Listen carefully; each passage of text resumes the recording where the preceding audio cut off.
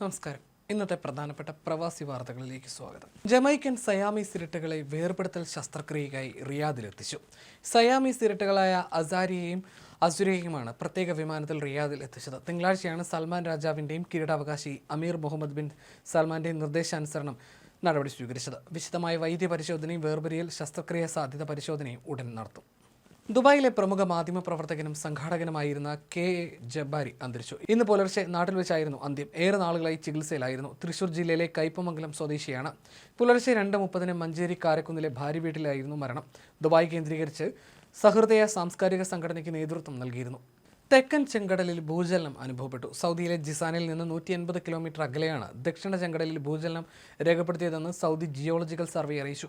Richter സ്കെയിലിൽ 4.68 തീവ്രത രേഖപ്പെടുത്തിയ ഭൂചലനമാണ് ഉണ്ടായത്. പ്രാദേശിക സമയം ചൊവ്വാഴ്ച ഉച്ചയ്ക്ക് 3:04 ഭൂചലനം രേഖപ്പെടുത്തിയത്. ദുബായിലേക്ക് കൂടുതൽ യാത്രക്കാരെത്തുന്നത് ഇന്ത്യയിൽ നിന്ന്. 59 ലക്ഷം പേരാണ് ഈ വർഷം ഇന്ത്യയിൽ നിന്ന് ജനുവരി മുതൽ ജൂൺ വരെയുള്ള കാലയളവിൽ ദുബായിലെത്തിയത്. സൗദി അറേബ്യയാണ് 2ാം സ്ഥാനത്ത്. 36 ലക്ഷം പേരാണ് സൗദിയിൽ നിന്നെത്തിയത്. UK 30 ലക്ഷം, പാകിസ്ഥാൻ 21 ലക്ഷം, US 16 ലക്ഷം എന്നിങ്ങനെയാണ് മറ്റു കണക്കുകൾ. വിവിധ നഗരങ്ങളിൽ നിന്ന് ദുബായിലേക്ക് എത്തിയവരുടെ കണക്കെടുത്താൽ 18 ലക്ഷം യാത്രക്കാരുമായി ലണ്ടനാണ് മുന്നിൽ.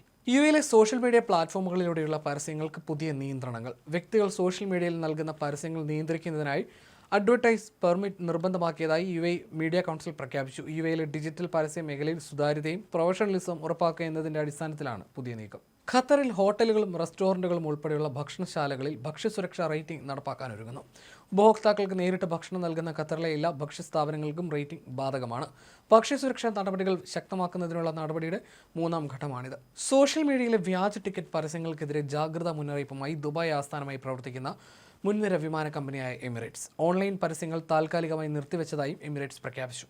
ജൂലൈയിൽ ഖലീജ് ടൈംസ് റിപ്പോർട്ട് അനുസരിച്ച് ഒരു കമ്പനി 100 കണക്കിന് വ്യാജ വിമാന ടിക്കറ്റുകൾ വിറ്റഴിച്ച ശേഷം അപ്രത്യക്ഷമായിരുന്നു. മുൻപ് എമിറേറ്റ്സിന്റെ പേര് ദുരുപയോഗം ചെയ്ത് സൗജന്യ ടിക്കറ്റുകൾ വാഗ്ദാനം ചെയ്യുന്ന വ്യാജ വെബ്സൈറ്റുകളും പ്രത്യക്ഷപ്പെട്ടിരുന്നു. വിമാനത്താവളത്തിൽ വെച്ച് മാറിപ്പോയ ബാഗ് ഉടമസ്ഥനെ തിരികെ ഏൽപ്പിച്ചത് ദുബായ് പോലീസിന്റെ സംയോജിത ഇടപെടലിലൂടെ.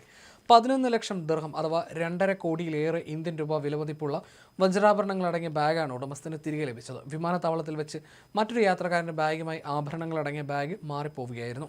വാഹനാപകടത്തിൽ പരിക്കേറ്റ പ്രവാസി മലയാളി ജിദ്ദയിൽ മരിച്ചു. കൊണ്ടോട്ടി കരിപ്പൂർ ചോലമാട് സ്വദേശി താഴത്തെ പള്ളിയാളി പുതുക്കളം അബ്ദുൾ റഷീദ് TP ആണ് മരിച്ചത്. 54 വയസ്സായിരുന്നു.